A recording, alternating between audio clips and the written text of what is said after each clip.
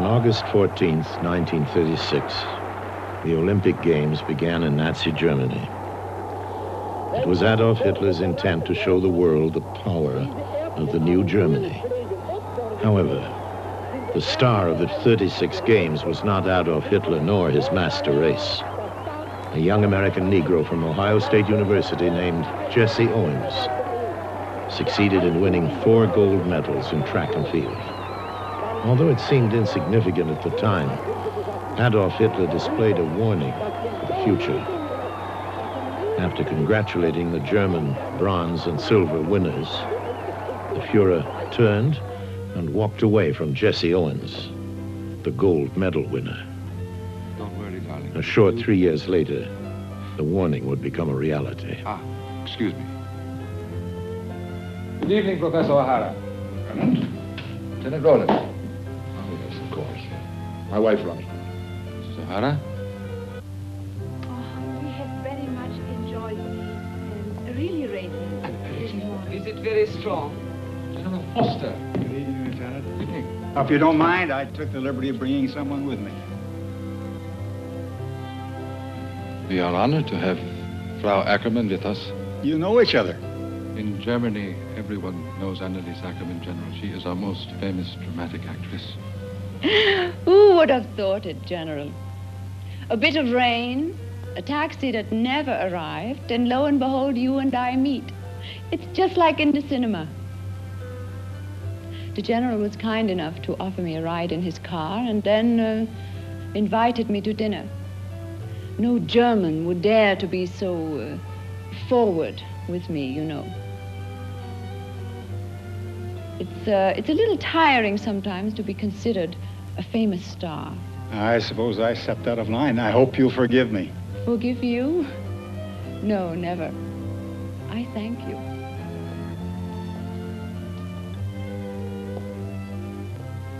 We can be seated. No, I hardly think Herr Hitler purposefully set out to create an international incident. I agree. He once swore it'll take more than a refusal to shake the hand of an American Negro, don't you think? Yes, but still, not all English feel the way you do, Professor O'Hara. I can guarantee the Fuhrer has no intention of starting a war. His was simply a reflection of his attitude toward racial minorities, certain racial minorities. Jews, for example. Listen to how well they play. It's my favorite song. Gentlemen, Professor O'Hara, General Foster, a small souvenir of the Olympics and of the friendships gained as a result of them. Excuse me, if this sounds like a speech, it is only because it has been a double pleasure for me. An official pleasure to serve as a member of the Olympic Committee and to deal with you both as members of your liaison team, and a deep personal pleasure as well.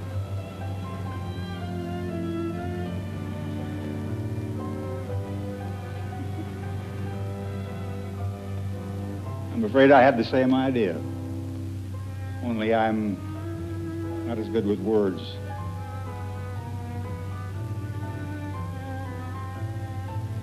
Besides, you've already expressed my feelings better than I could. Maybe all the people who claim that we military men don't have very much imagination are right after all. In the fond hope we'll be together again in 4 years. To our friendship, gentlemen, and to peace.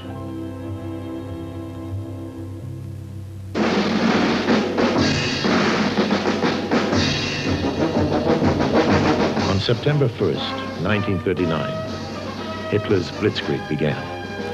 The lightning war attacked Poland. The Fuhrer unleashed a mechanized war machine, the like of which the world had never seen. Within a matter of days, Poland was crushed. The city's a mass of rubble, the people in a state of total confusion and panic. It was only the beginning. Before it ended, the Nazi juggernaut had conquered most of Europe, the Balkans, half of Russia, most of Scandinavia, and was surging victoriously toward Egypt in North Africa.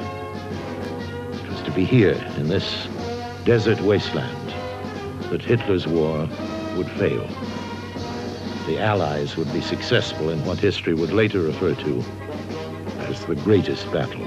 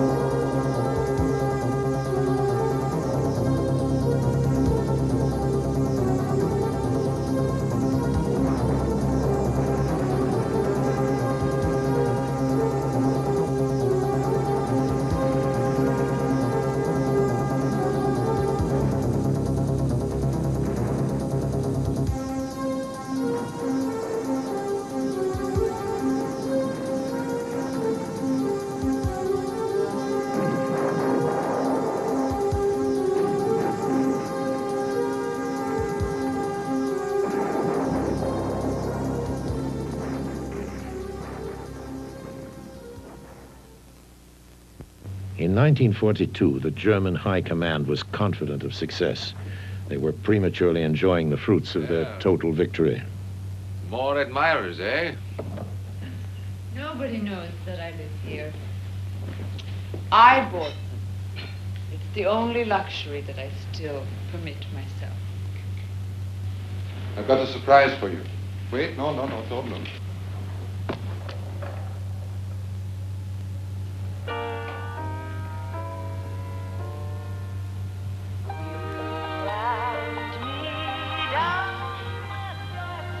Seems timeless.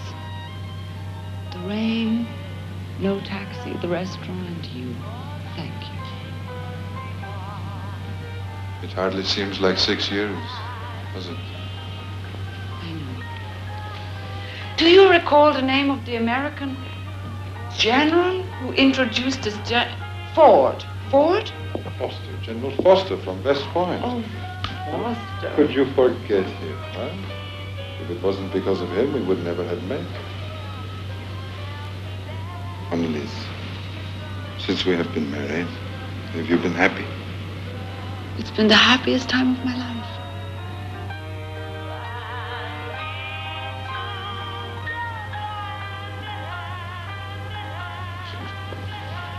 Can't hear it like this. Terrible war. How long are you going to go on hiding in this place? Why didn't you leave when it was still possible? Why? You know why. This is your country. You're a German. So are you a German? But you are also Jewish. Of course we could have escaped from the country together. But wouldn't you have suffered? Wouldn't you have been ashamed not to fight for your country? And you would have hated me for it. I don't want that. I love you. Anneliese, please. No, don't say anything. Nobody is going to find me in this old, forgotten hotel. And the war is going to end soon anyway. Everybody says so. And then you will return and we will be together.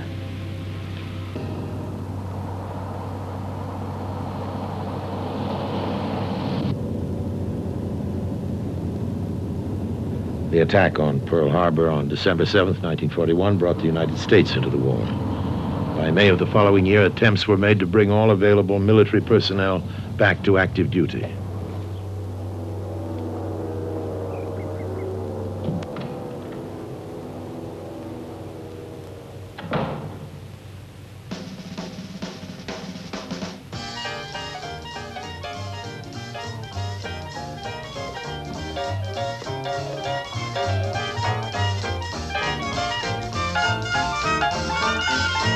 Hi, Dad. You're home early. Matter of fact, you're the one who was home early. Thought you and your friends would be gone all week. So did we. But two of the guys have to report for induction sooner than they thought. So we cut the trip short a couple of days. You're wearing your uniform. I've been called out of retirement. They need me back at the point. But with so many instructors going off to war, I'll be leaving next week. Next week? So soon? That's right. John, I've just come from the university. The dean called, wanted to see me. He tells me you failed 2 exams. If your attendance record were better, they might allow you back next semester, but that isn't the case. Why didn't you tell me anything, John? There's nothing you can say. I consider your behavior to be an insult to me and to the tradition of this family. You've no choice now, either change another school or get a job. I'm not going to continue to... Hello. Ted! How are you, son? No kidding. Oh, that's just great. Ted, you couldn't have made me happier. Huh? I'm real proud of you, son. What's that? You get my card. King's Bishop to Queen Rook 4. Done. I'll send my answer just a couple of days. John? Just fine, Ted. In fact, he's right. He was right here just a minute ago.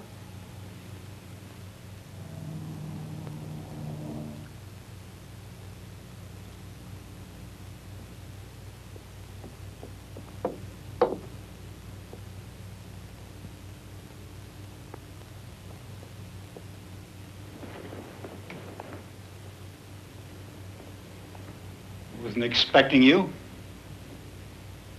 I enlisted a few days ago. Be getting my orders tomorrow.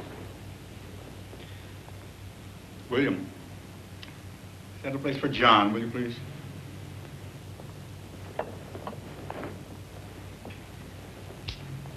Isn't it strange the way things happen? What do you mean?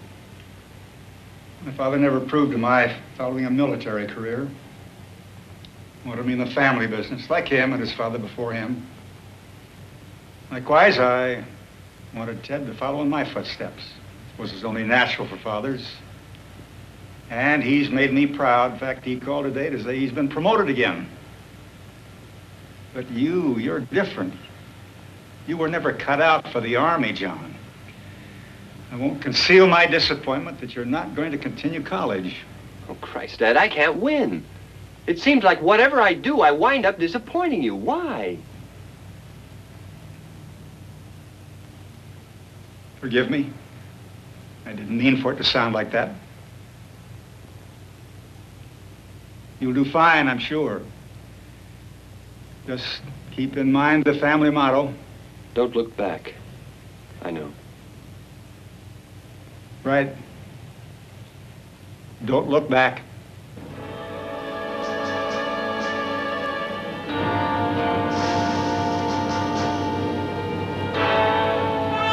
In October of 1942, Captain John Fitzpatrick of the British Royal Canadians, along with a small detachment, were assigned the mission of destroying enemy radio installations on the island of Crete. This was to be the first of many challenges. The British were now openly fighting back. Meanwhile, they will head for the radio station 1 mile further and destroy it. Bear in mind that whatever happens, the submarine will leave at 23:30 on the dot. What if there's some of us that... Even if not one of us is back on board. That damn radio station is keeping tabs on all our naval traffic between Crete and the African coast. And at this moment, it's vital for the 8th Army to get supplies without problems. Well, everything quite clear? It's clear. Okay. Just a few minutes and we go. Let's get ready.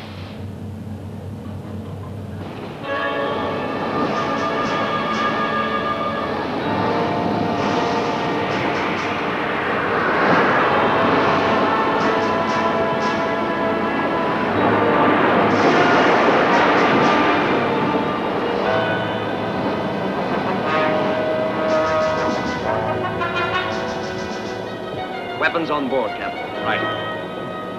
At point B, sir. At 23:30. Be prepared to dive.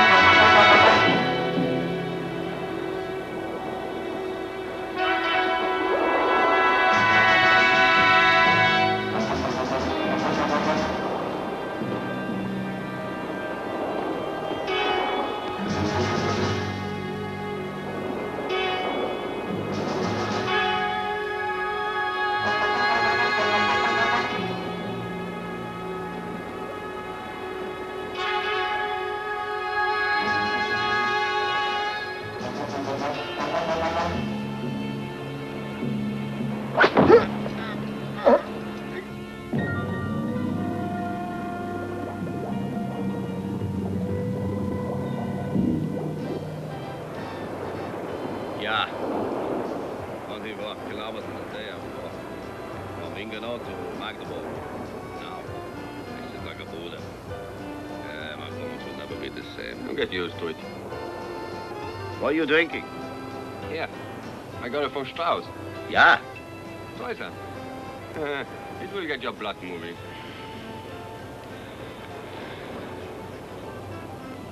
Scheiße, what is that? Warm about this club. It's good.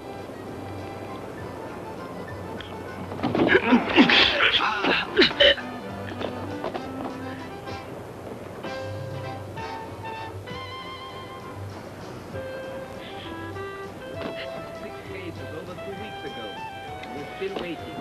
Promises is all what we get. Promises and more promises. 6 cases of promises. Yeah, I know.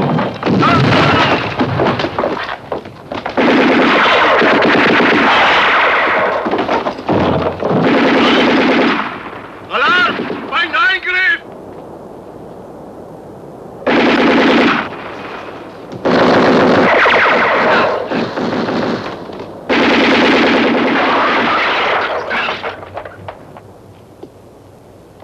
Wilson! Wilson!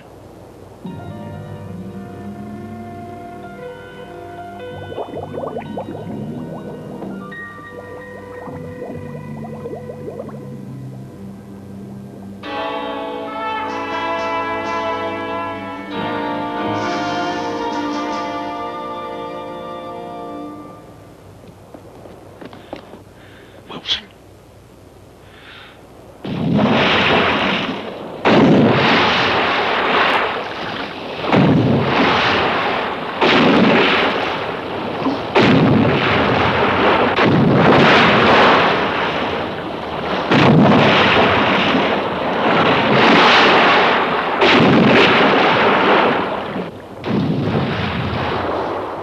Give the signal to disembark.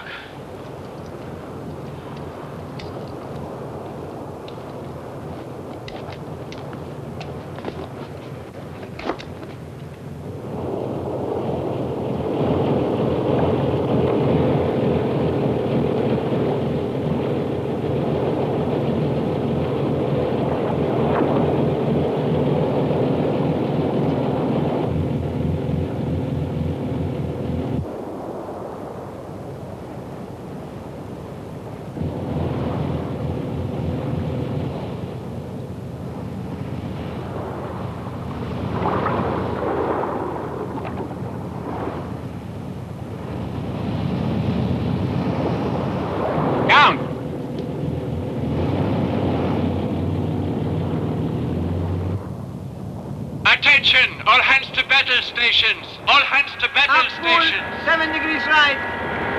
Fire!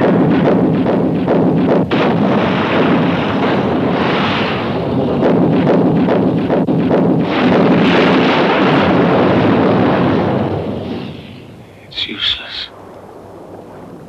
There's nothing we can do for him.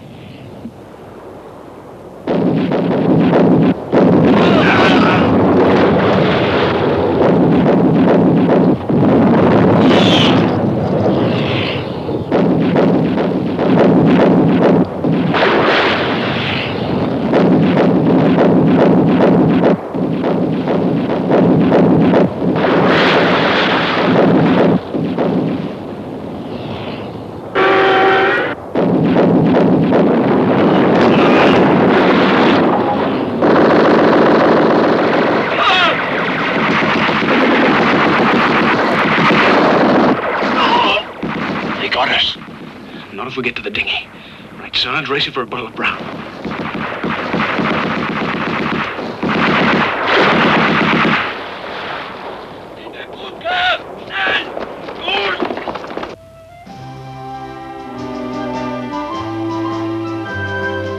By November 1942, the British Army was preparing to take the offensive against the Germans.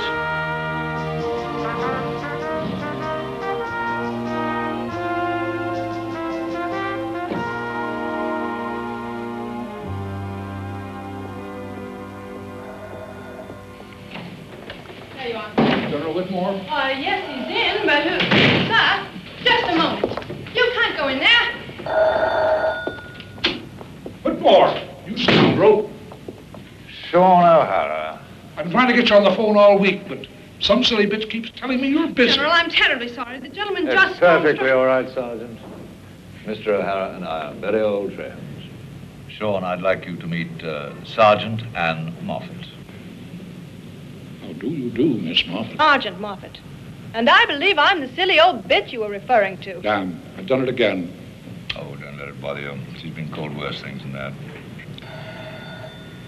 You know, Sean here used to be one of the finest war correspondents in the world. Used to be? What do you mean used to be? I still am. Oh, come off it, Sean. Who are you trying to kid? I mean, didn't you get your start with Roberts in Afghanistan? With Wellington at Waterloo. And don't you forget it. That'll be all, Sergeant. Now, Sean, what can I do for you? I want to get to the African front, and I need your authorization. Aren't you a bit old for that kind of fun and games? Why not leave the desert to the youngsters? I want to see the ruins of Carthage before I die. Before they destroy what's left of it. I didn't know you were a romantic. Not a romantic, Charlie, just a half-assed classical scholar.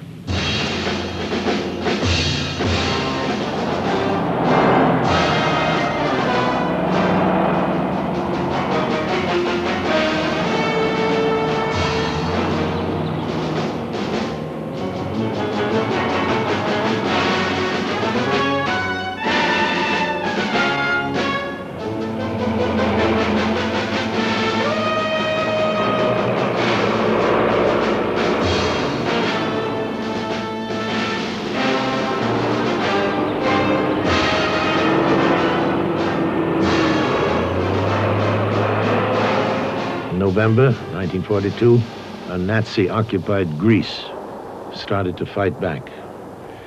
It was the British that furnished weapons and leadership to Greek partisans. It began with a guerrilla unit led by Linos Moro.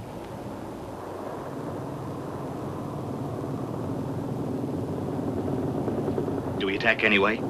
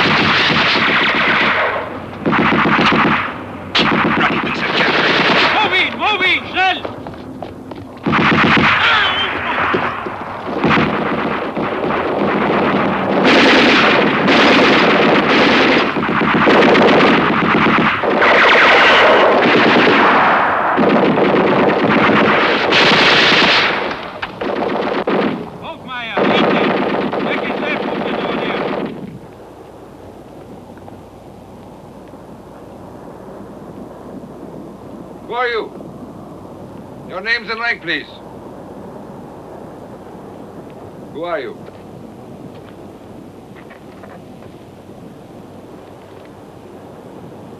Lieutenant William McShane. From New Zealand, eh?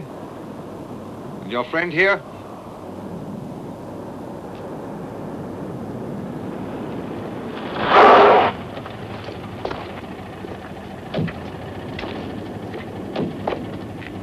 Who are they? We have 3 prisoners. One is English, the other a New Zealand officer, the third... We do not know. He has no papers. Then what are you waiting for? Shoot him. But he might be a regular soldier. Don't be so scrupulous. He would have told you.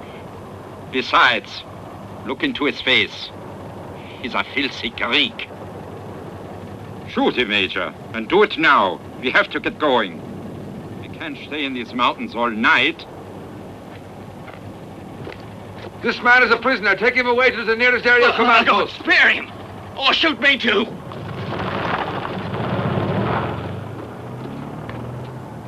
Listen to me. I would like to save your life. But you must help me, you understand? Say that you are English. That will be enough. No. I am Greek. Then I am sorry. Forms the execution squad! Platoon attention! Ready! Aim! Fire!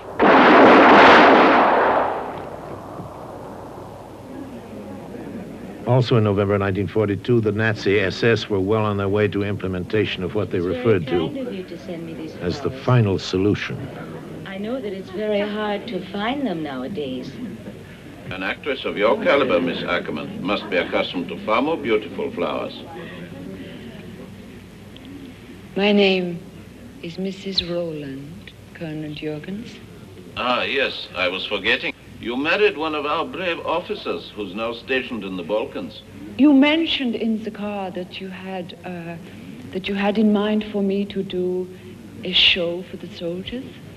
I would be very flattered and very pleased. Do you know it is 3 years since I was on the stage? Ah, yes, of course, the show. Well, there's plenty of time to talk about that later. Instead, there's something else I'd like to talk to you about. Some wine? Thank you.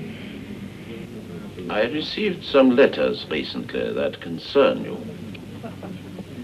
You are Jewish, madam. Or rather, you are half Jewish on your father's side.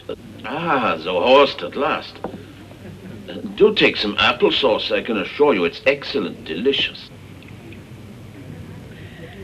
Is it a privilege to be born an Aryan and a disgrace to be born a Jew?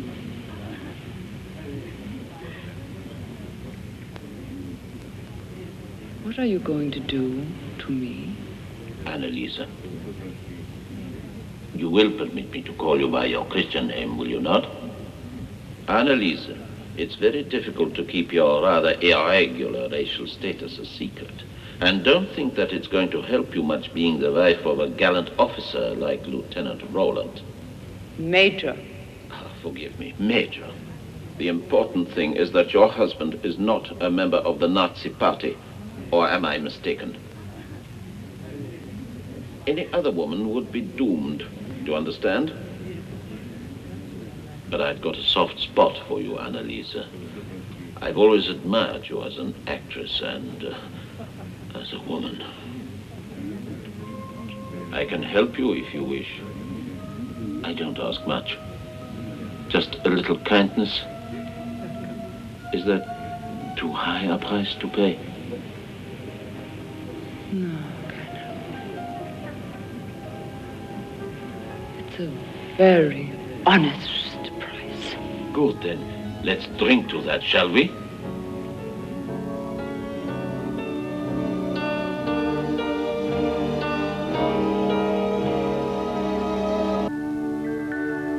By Christmas 1942, the English were still unable to mount a proper offensive. Their plan consisted of limited commando engagements to harass the enemy until British forces could be strengthened. Captain John Fitzpatrick received a short holiday. It would be his last for the next 3 years. You wait. At the last second, we'll get a phone call. No, he gave us a promise, and he even sent a telegram, didn't he? He's here!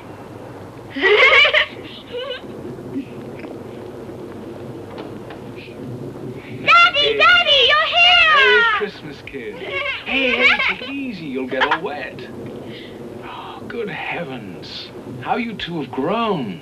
The next time I won't even recognize you. Come on inside. How are you, Martin?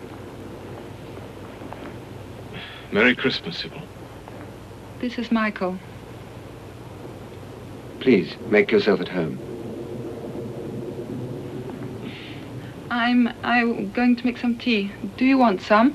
Thanks, yes. I hope I'm not disturbing you. But I did so want to see the children. Of course. If you only knew how badly they wanted to see you, right? Please. Hey, let's sit by the fire. You know, kids, your daddy's a real lame brain. I'm very sorry, but I forgot your Christmas presents on the train. It's all right, Daddy. Never mind. Our present is that you're here with us. Nice girls. I wonder if you still remember giving a promise to us how long you'd stay. And in fact, I'm keeping my promise. A week it is. Happy? Yes!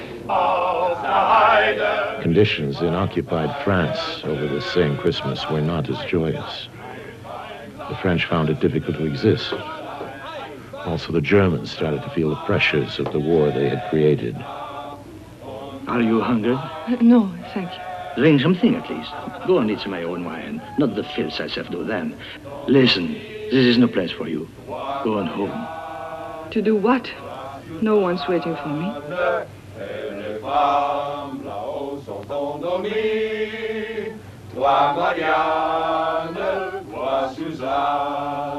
Let's drink a toast to Christmas. To the last Christmas of this lousy, stinking, and filthy war. Well, isn't anyone going to drink to Christmas? Well? Okay. Let's drink to Christmas and to the war. Another 5 wartime Christmases, if that's what Germany needs to win.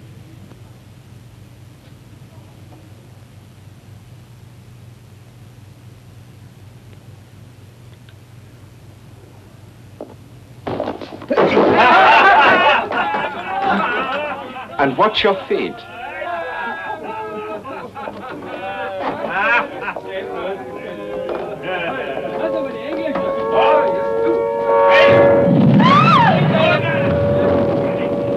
Are you scared? Yes. What's your name? Danielle. Will you stay with me until tomorrow? Please. I don't know how long I'll be here. I'm expecting orders to be transferred to a combat zone.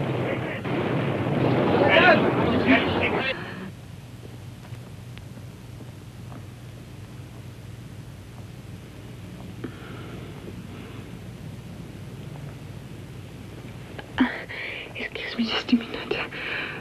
You'll only have to wait a minute.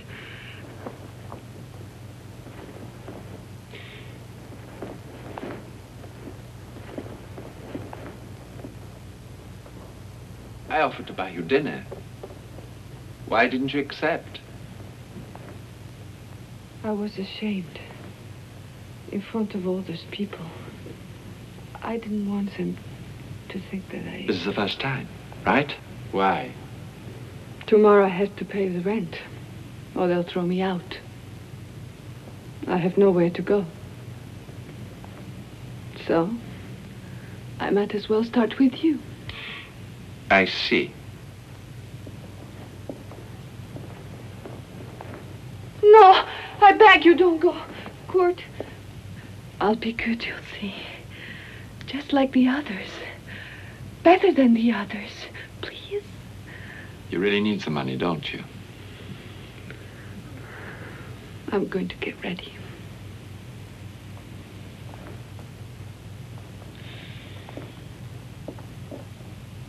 Who's in the photo? Your brother? My husband. He died a month ago. He was killed at Sedan. By the Germans. Why don't you open the champagne? I'm dying to drink something.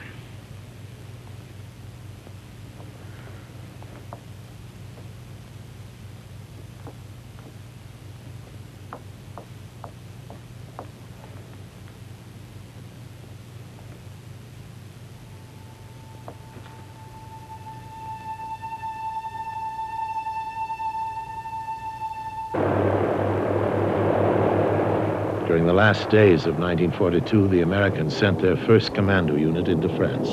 Among them was the son of an American general, Private John Foster. Hey, Foster, how'd you do it? Your old man pulls strings to get you involved in this here great adventure? In my day, we used to pull strings to stay home. My mother was French, so I can speak French nearly perfectly. That make you happy? Okay, men, be careful. The countryside down there is full of crowd eaters.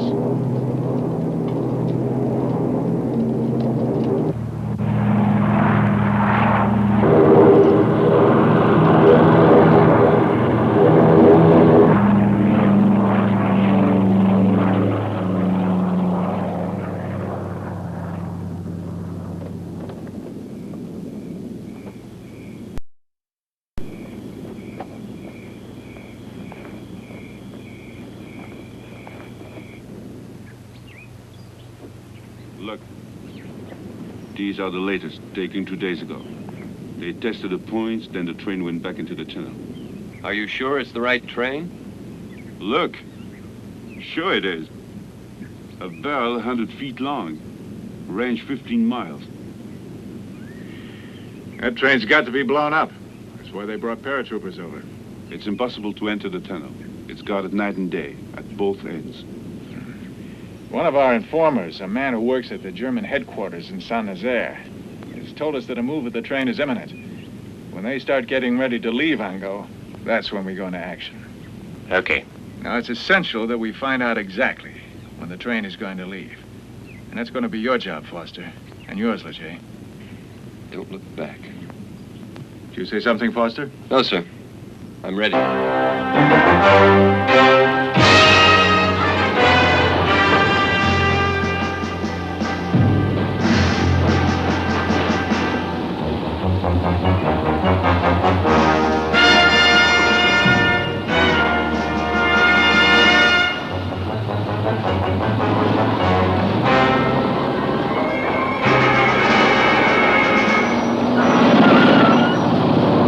Firing position.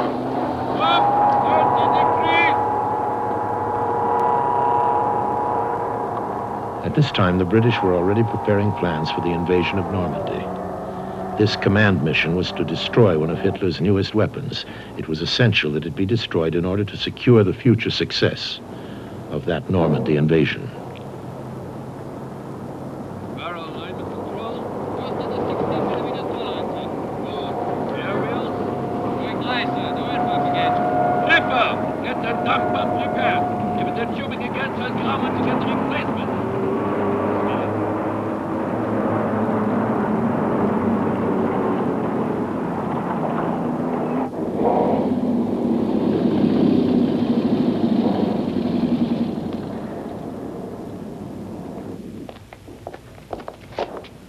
Lieutenant Zimmer, orders have come in concerning your request for a frontline assignment. Africa would be quite a change. Tomorrow, you will be relieved of your command of the armored train.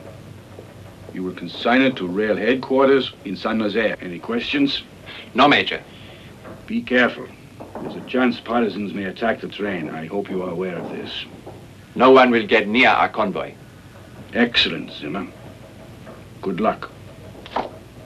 Lieutenant. Yes, sir? Before you enlisted, what did you do? I was studying, specializing in electrical engineering. Specializing? You sound like a very ambitious man. My only ambition is to serve Germany and the Reich.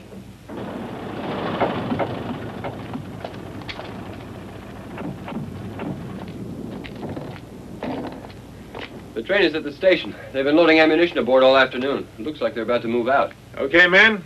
We start to move. Seems the time has come to take the bull by the horns. Cigarette? No, thanks. I don't smoke. An athlete. Is that so? Baseball. Ah. I was state all-star when I was in college. It was the only thing I was good at. I used to play baseball, too.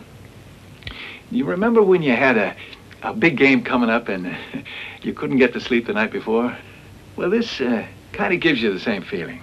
Tomorrow's a big game for you. The first. I know. But I'm not afraid. I know I have to do well, and I will. I'm sure. Try and get some sleep. Vader! You too!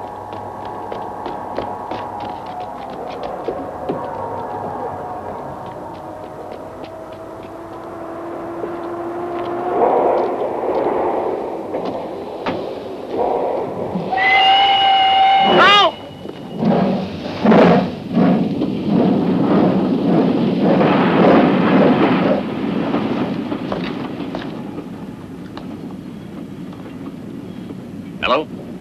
Hello? This is White Star. White Star. The Goose is going swimming. Over. Roger. Over. Tell the colonel. Okay. It just left. Did you check your weapons? Yes, sir. Okay, we'll meet 1 mile north at point 2. Okay.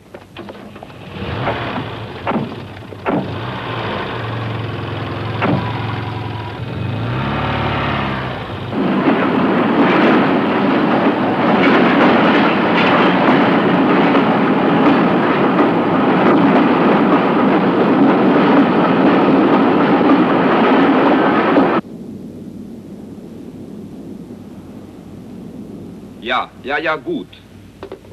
Control switch number 2, train on way, go. I said go. I said go. Yes, I hear you.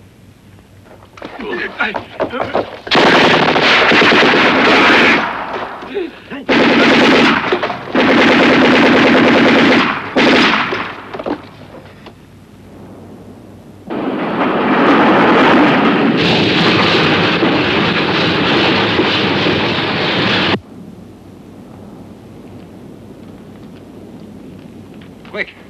Give no more than 2 minutes.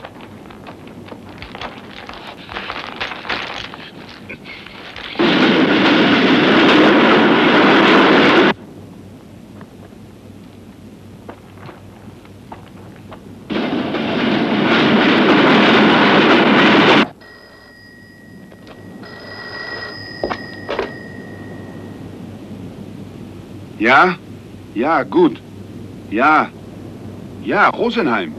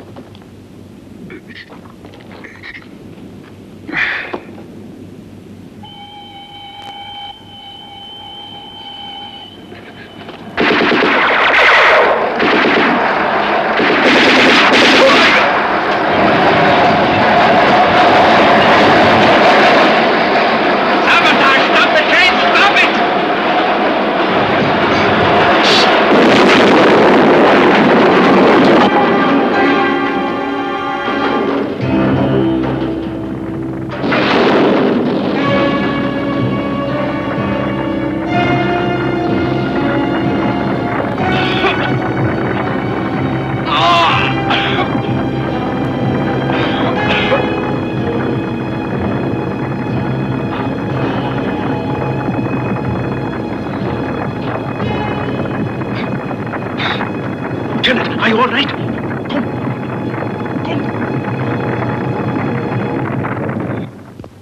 West Point, New York, January 5th, 1943.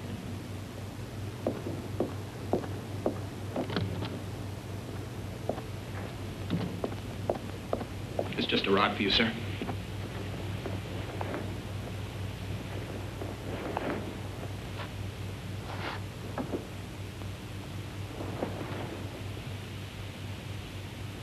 Dear Dad, I'm very sorry I couldn't write you in time to wish you Merry Christmas. I am about to head for North Africa with General Alexander. About time. For the moment, I've hardly done anything. Just a bit of action with the railroads where there were some annoying problems to be solved. I hope to be sending more news in the future. Happy New Year, Dad. And say hello to Ted for me when you see him. Yours, John. P.S. I hope you'll be happy to know I received my lieutenant's commission.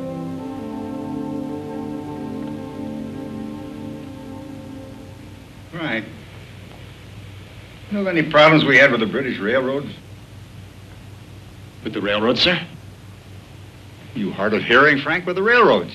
Not that I'm aware of, sir. Try to get General Marshall on the phone for me, will you? Right away, sir.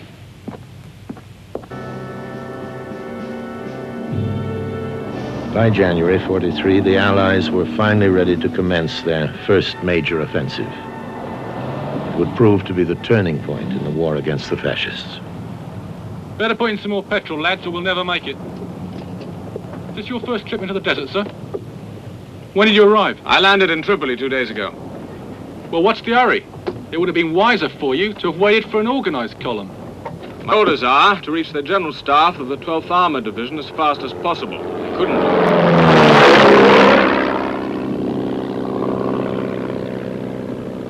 You couldn't have missed us out here. Let's go, come on. Get on the machine gun, will you? Right out, sir. Get started.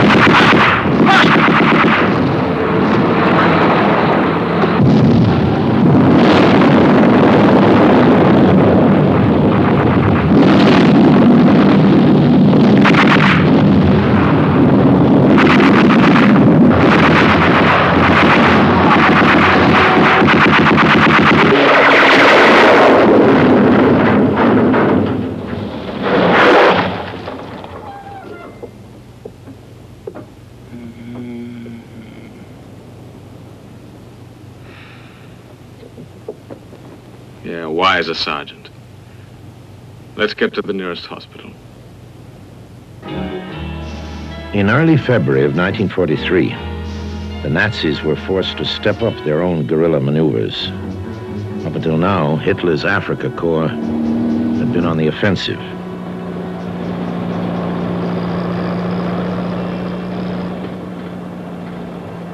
Hey, look at that. Hold a minute, he might still be alive. All right, Henry.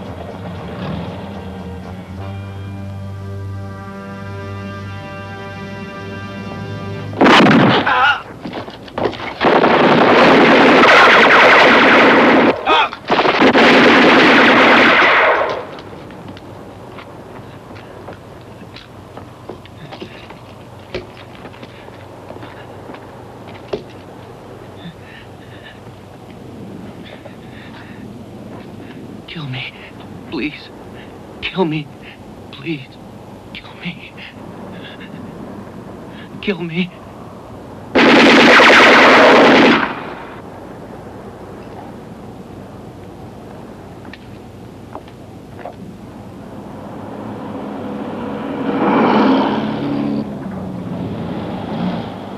Hold it.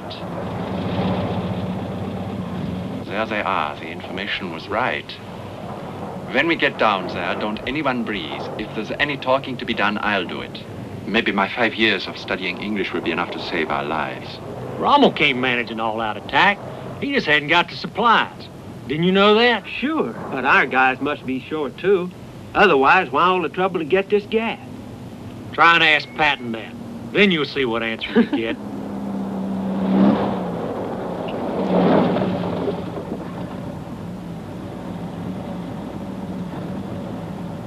you.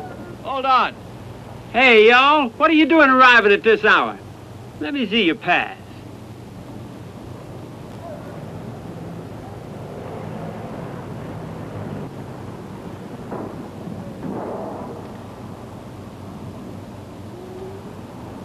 Okay.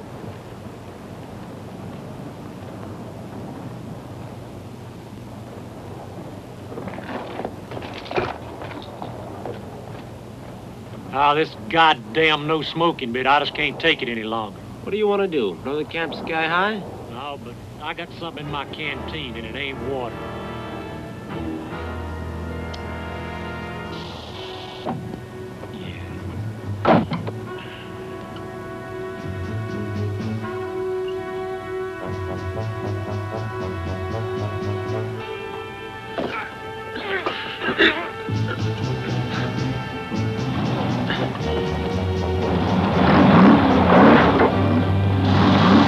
Hey, you! Brown! Brown! Go on!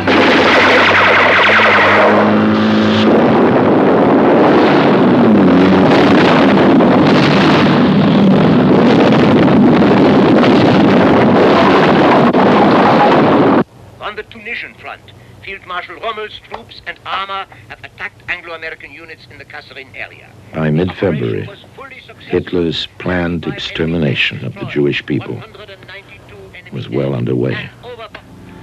The ovens of Dachau, Birkenwald, and Auschwitz alone had cremated over 5 million human beings.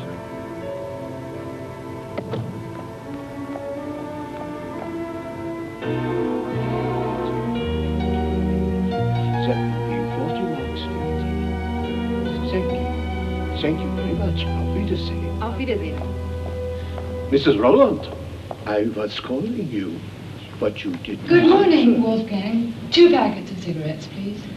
These gentlemen are looking for you. You have to follow us to the Gestastraße Kommandostelle. I don't understand. Why? Gestapo. You are under arrest, Mrs. Roland. Might I'd like to telephone Colonel Jürgens of the SS, please. Yeah? Hello? Who is this? Could I speak to Colonel Jürgens, please? It's Mrs. Roland. One moment, please. I am sorry, Miss Ackerman, but the colonel does not wish to speak to you. Beg you. I am sorry. Well, listen. In that case, would you please tell the colonel what I wanted to say? My husband is not to blame. And I don't want any harm to come to him.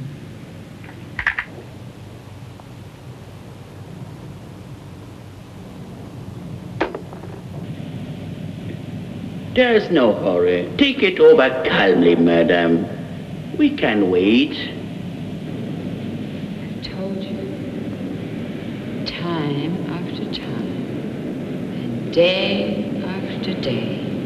I have nothing to say. We could be here for months. And I still would have nothing to say. I cannot admit to something I haven't done. And I cannot confess to something that I don't know anything about. We're not accusing you, madam. We're just asking you to cooperate. You have been in contact with many people. Dangerous people, shall we say. And you still are in contact with some of them. Actors, writers, foreign writers, all artists, in fact. All prepared to be traitors. And spies too sometimes. Once this friend of yours, an Englishman, Mr. Morris. What? Yeah, Albert. Were you aware of his homosexual tendencies? So, what? So he was blackmailed to work for the British espionage system. Dear Mrs. Roland. People like you are immoral. Pitiable. You can renew the seeds of defeat.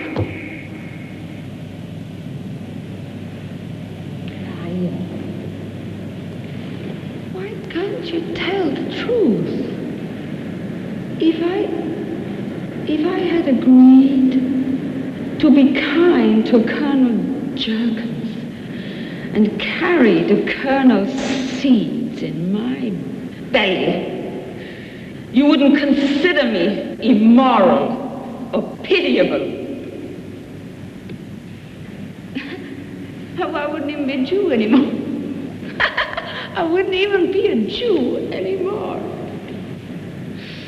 But now, I will have to sit here listening to you! I see that you insist on failing to realize the delicate position you are in. Wake up! Make up your mind to confess. Believe me, I want to help you. I'm indebted to you for many lovely evenings spent at the theater. No. I'm going to leave you with this piece of paper. It's a list of names. Read it carefully. And then tell me what you know about each of them. You have 10 minutes. If you refuse to cooperate, I will be obliged to transfer you to a punishment camp. You know what that means.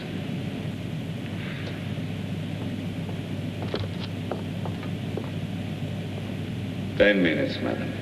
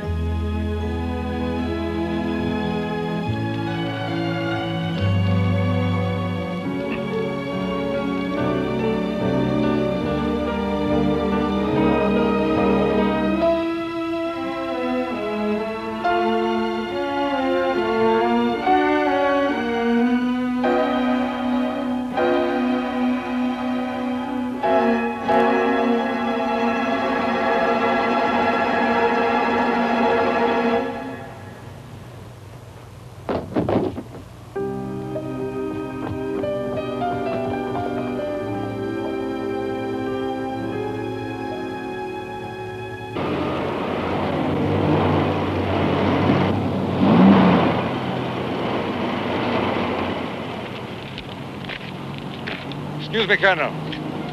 Major Manfred Rowland.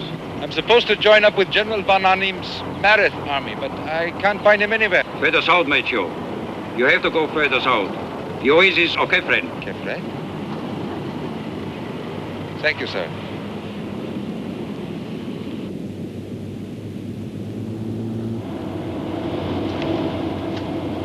Drive as fast as you can. It's 3 hours to Kefren. And there's no shelter anywhere.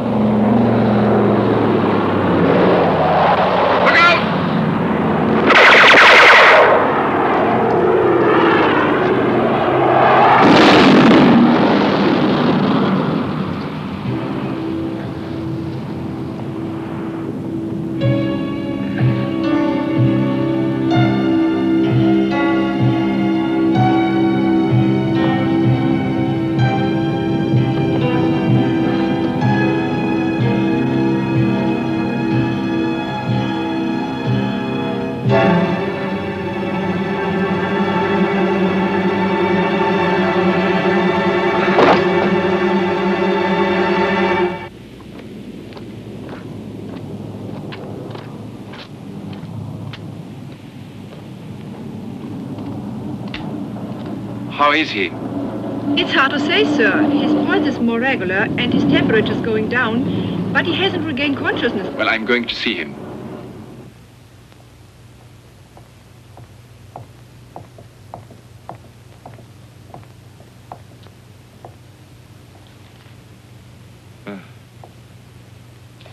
Where am I?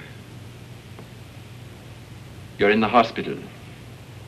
You were found unconscious at the edge of the road, in the middle of the desert. What happened? I know. The Volkswagen. No! No! Don't think about it. Jürgen, Don't think about it. The danger is over. All that you need is a good rest. I came here to bring you this letter. It's postmarked Berlin. It reached battalion headquarters this morning. Annelies. Ah. Can I read it for you? Please, if you don't mind. Berlin, February the 5th. Excuse me. What is the date today? February the 20th. My darling, I was so glad to hear from you. The radio says that everything is going well, that the African campaign will soon be over. When are you coming back, Manfred? I need to see you, to be with you. I love you, Manfred. Here, everything is all right, don't worry. This year, the spring was very, very early. The trees on Burgstrasse are already full of new leaves, as you know. There are even flowers in the gardens. What kind of trees are on the Burgstrasse?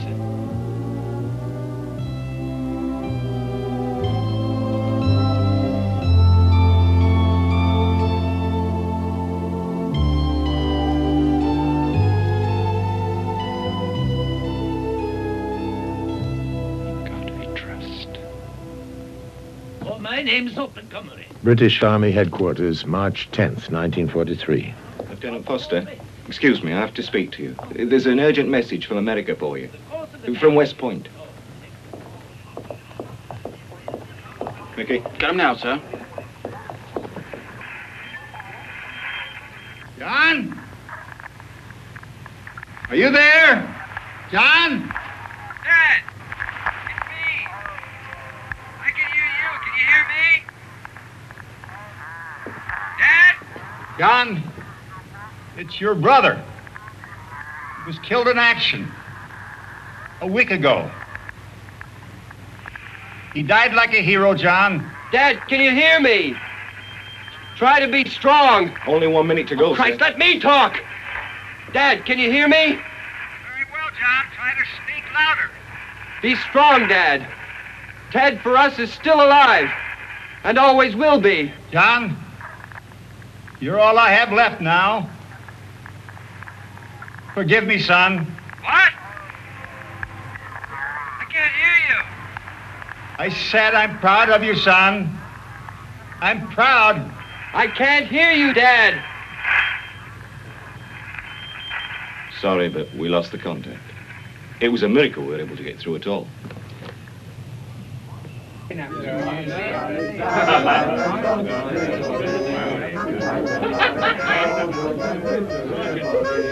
The desert rats are coming and the fox is on the run. You know what Clemenceau said? War's far too important a matter to be left in the hands of the generals. Don't let them lead you astray, Yank. Stick with me and I'll show you plenty of action. Action's what I'm after. Moviton News doesn't want me to send back shots of empty desert waste. Only action. You want action? You'll have action. I was at Metz, at Cashondale, at Belleau Wood. I can smell where action's going to happen. Which reminds me, I know how to get a better drink than this elephant house.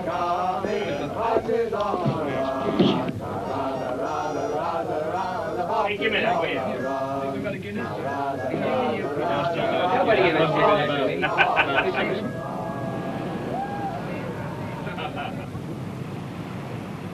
John, I heard about your brother this afternoon.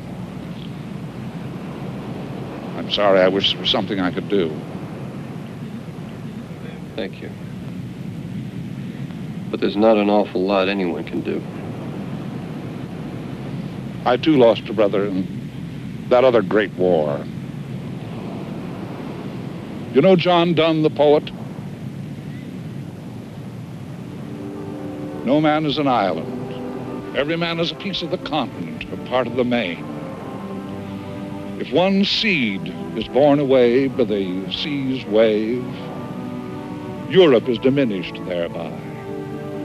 Any man's death diminishes me, because I'm involved in mankind, and therefore never need to know for whom the bell tolls. It tolls for thee.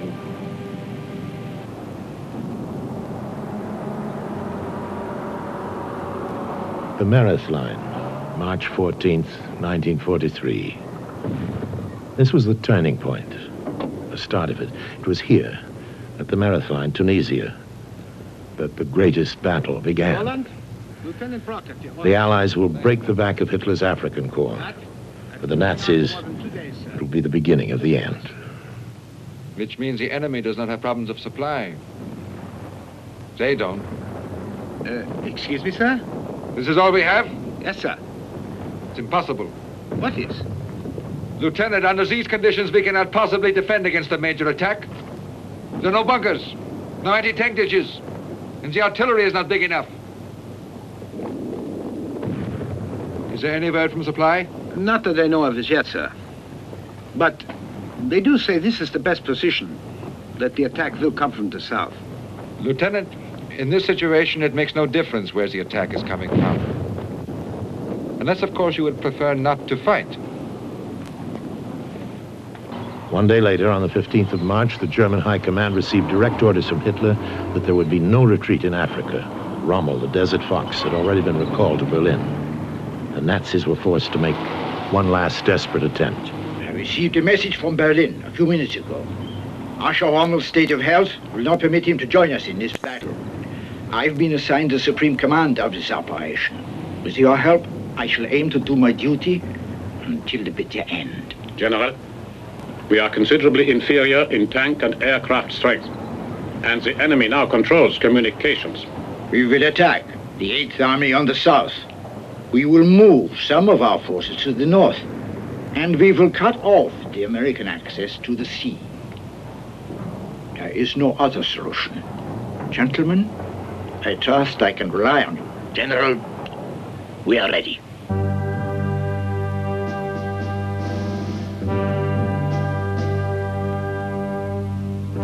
Standing by. Fire!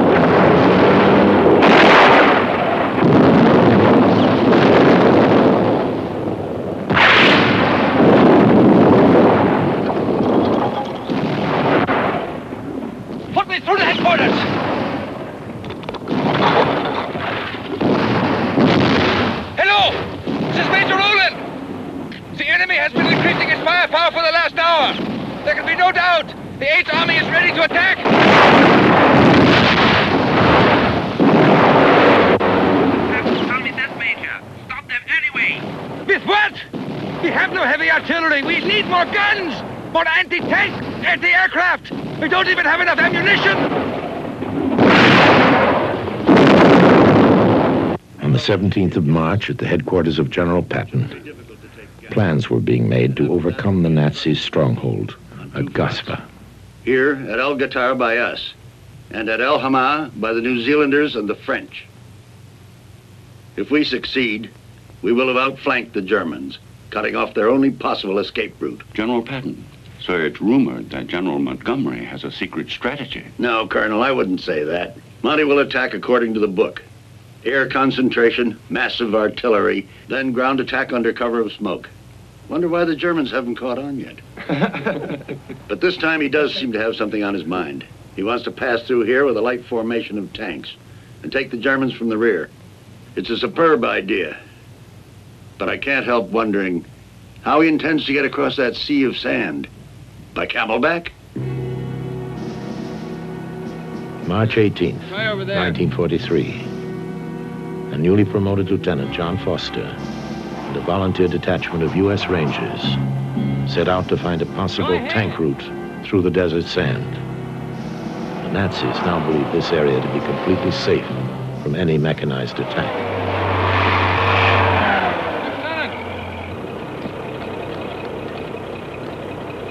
Over this way, sir. The sand's only 10 inches. Well, the rocky layer stops here. Probably means there's a diversion of the stratum.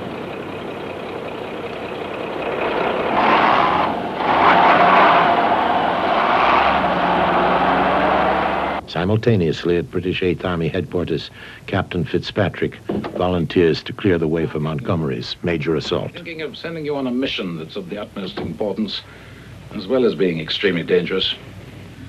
In the last few days, we've exerted continuous pressure with our artillery and air attacks on the seaward flank. Will we attack there? This was an expedient to bring the enemy reserves to that point. In reality, General Montgomery intends to attack tomorrow morning in the center of their lineup. Now, you, Captain, with a group of 20 sappers, are to neutralize the minefield in the main German defense sector. You feel up to taking on this assignment? I'll leave immediately, sir. Thank you, Captain. Well, let me caution you, as our tanks will be moving off in the morning at exactly 0700. At that hour, the ground must already be completely clear. It's vitally important. And good luck. Thank you, sir.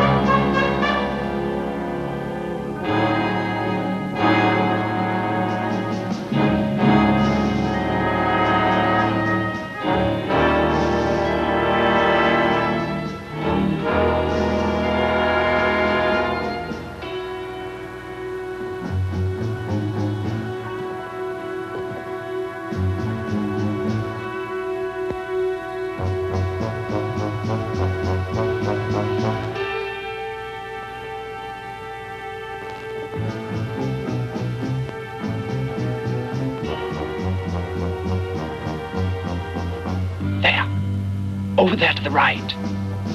Can you see anything? Can we use our torches, Lieutenant? Don't talk nonsense. Where's that blade?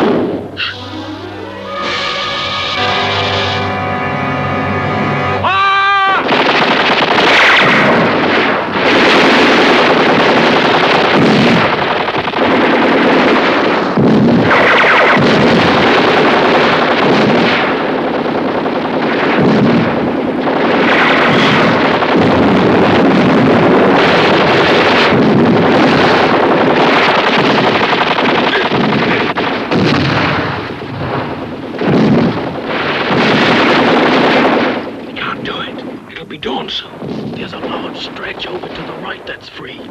I could come that way. Yes, I know, but we've got no way of communicating. Unless we get out of here, we can't let them know. If we crawl out of here, they pick us all off before we reach the barbed wire. And the tanks will be starting in half an hour.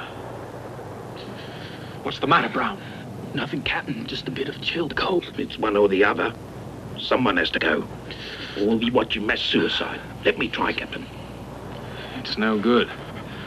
If we couldn't manage it in the night, it's unthinkable for us to try now. Courage doesn't mean foolhardiness.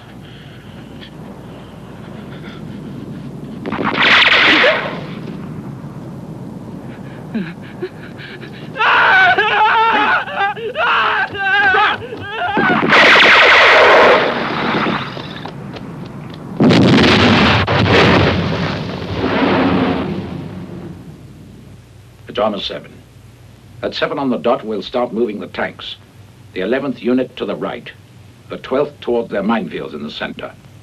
By this time, Captain Scott will have certainly finished the clearing operations.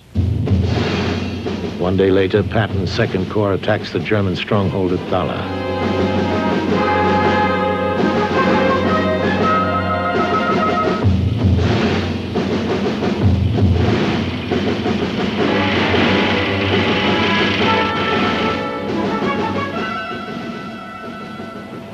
take care. They'll probably make a break.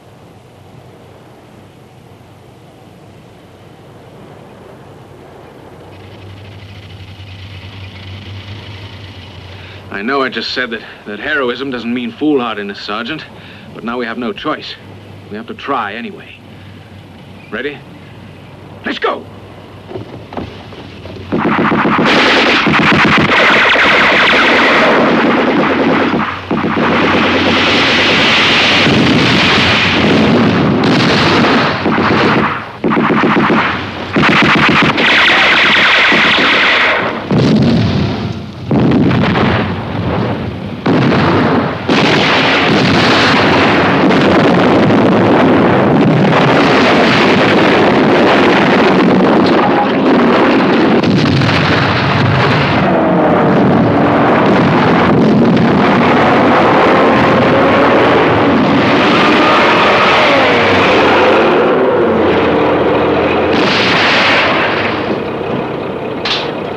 Immediately with headquarters. Move!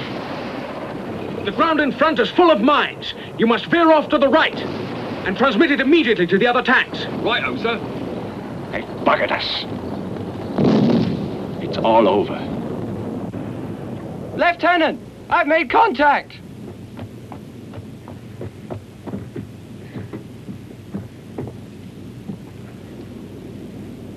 Headquarters, Lieutenant Foster here. I have a message for General Montgomery. Sir, Lieutenant Foster, he informs you that the Turkey's feet are free as far as the Mississippi. I repeat, feet free as far as the Mississippi. Lieutenant Foster, do you read me? General Montgomery orders you to go back to the American headquarters at once and make yourself available for anything concerning Operation Mississippi. Roger. Over.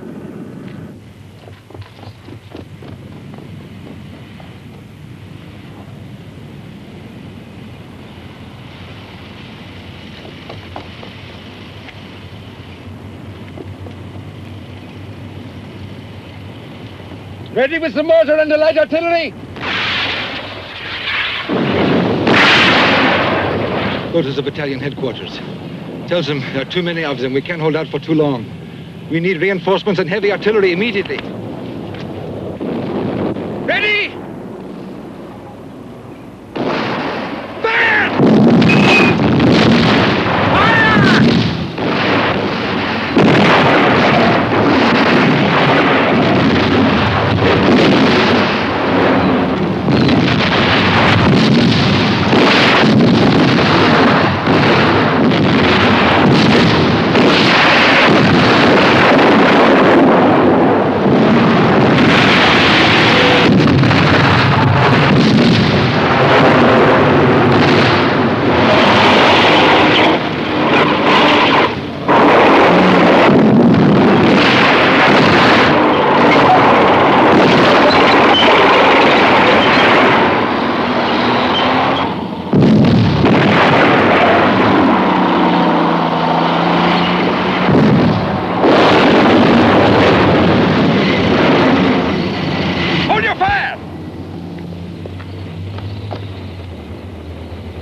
They will be back.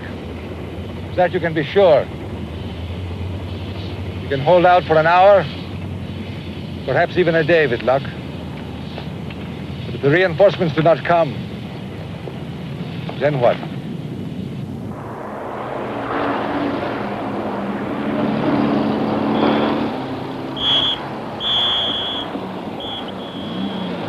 I Scotty, which way's north? And what would you be wanting to be going north for, Pop? It's where the fighting is, isn't it? Well, if it's fighting you want, just follow the sound of the shooting. But I wouldn't suggest it. You seem a wee bit old to be running around. And it could be dangerous. Hold my ass! Maybe we shouldn't, sir. You heard what he said. It could be dangerous. Having second thoughts, Yank? Maybe you should have stayed stateside and made movies of old ladies in factories?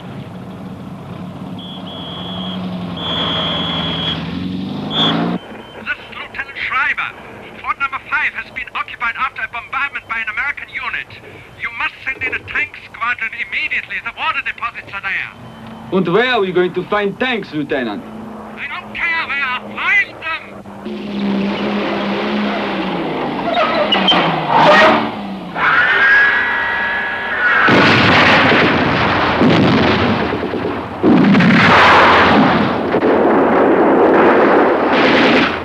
In a final desperate attempt to hold their positions, the Germans commit their last panzer reserves.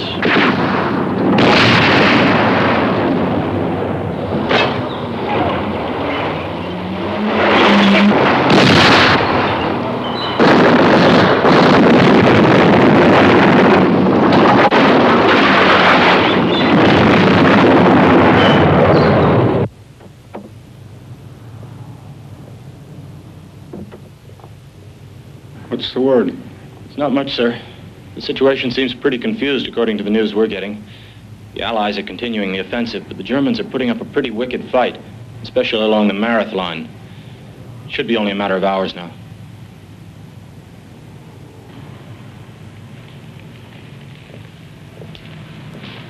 Fine. Sir? I don't suppose there's any way we can find out about John, is there? I don't see how, sir. We have thousands of men out there. It may be days before. Of course. I don't know what I was thinking of.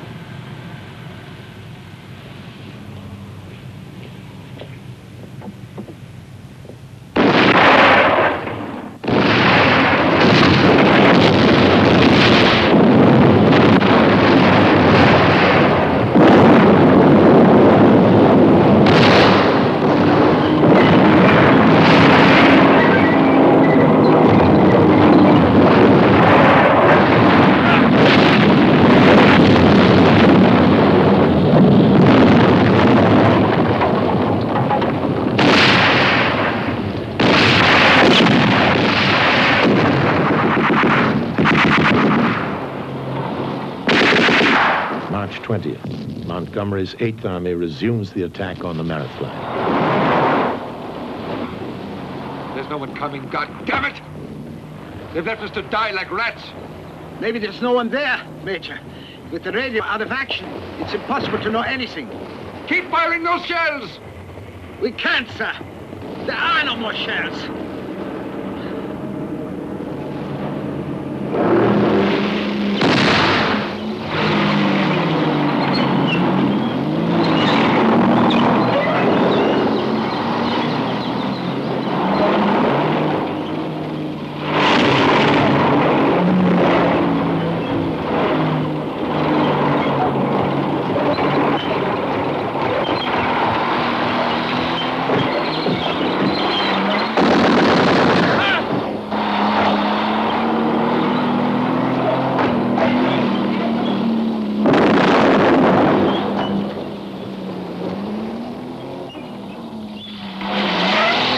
Emergency. Any panzer squadrons on reserve must move immediately back to assembly quadrant B. Enemy tank units are already past the position of the 22nd Artillery Battalion.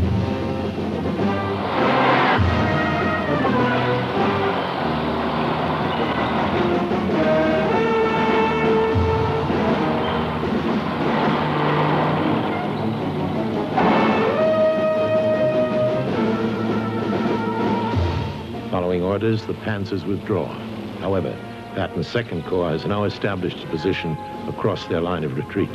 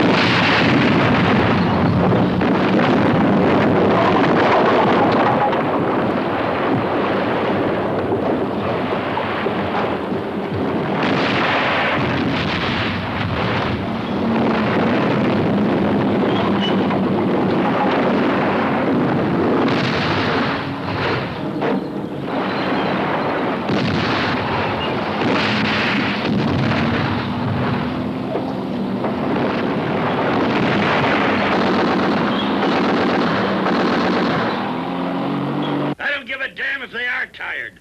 If they try stopping now, I'll see the shit blood for a week. I promised Monty we'd be in LMA in 2 days. And by God, we'll be there. Is that clear? General, Liaison Lieutenant John Foster. He has a message from the British headquarters. I've been waiting for you. General Montgomery has instructed me to inform you that reconnaissance units have found a passage through the depression west of the Matmata, and that British and New Zealand formations are already outflanking the enemy lines. Thank you, Lieutenant. Monty already told me that 6 hours ago by radio. One moment, Lieutenant Foster. Since Monty seems to like sending you back and forth, I wouldn't want this trip to be for nothing. Tell him for me that I'll be there at LMA punctual as usual, but that he's not to try to be in Gabes 5 days from now. Okay? You can go now, Lieutenant. Good luck. Loud motors!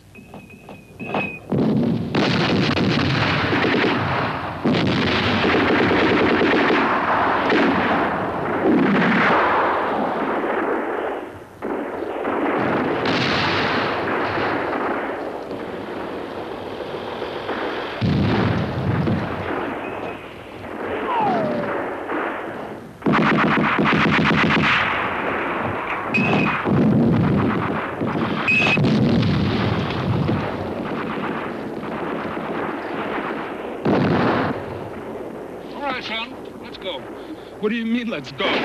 Where? Where the action is. Nothing much happening here. Hey, mister, you really are crazy. Are you trying to get killed? What's the matter, son? Shitting green? Well, just to think. They said I was too old for this. Truth is, all you chaps are too young. Well, see you around.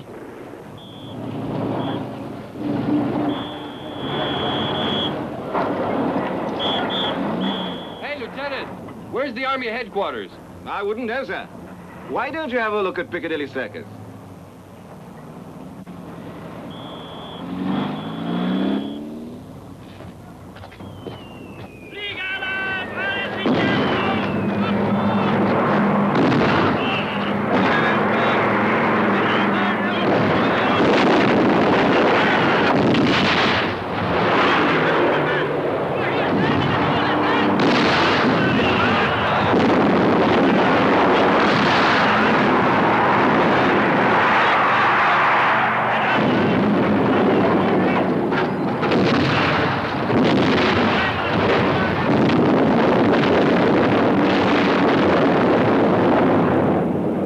After 2 months of continuous fighting, the Allies finally drove the Nazis out of North Africa. On May 13th, 1943, the Nazi Africa Corps surrendered. 275,000 Axis prisoners were taken. The greatest battle was over. Kill me, please. Kill me.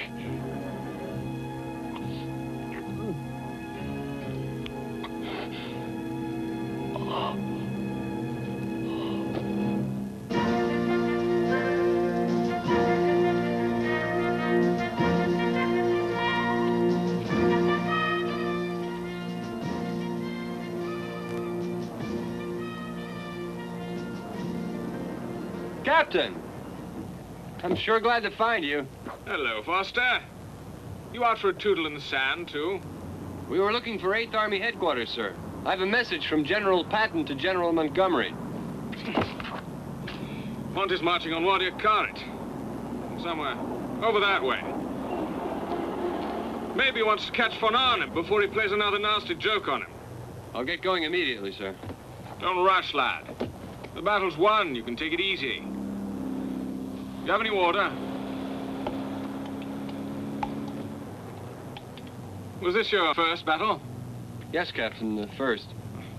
Then I want to give you something as a souvenir. Look. I found it round the neck of a dead German major. I almost ran him over with my tank. Poor bastard. Funny. My dad has one exactly like this. But it has Gott mit uns written on it. You see? It's fate.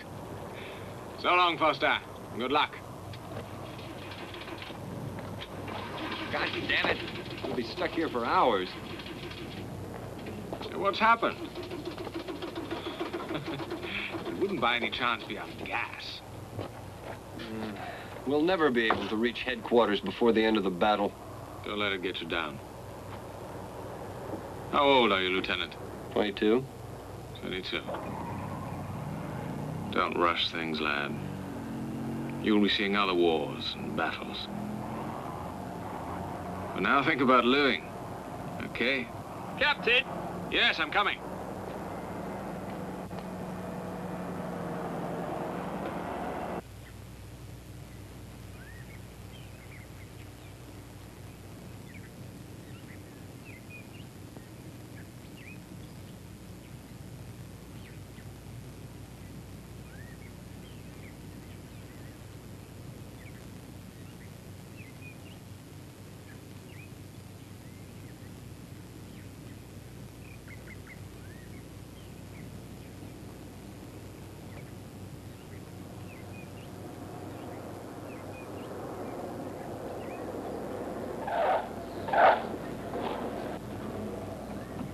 General. There's news from Africa, sir. It's about your son, John. He's come through his first action with flying colors. In fact, they've appointed him aide to General Patton. God, thank God. Thank you, Frank. That's wonderful news.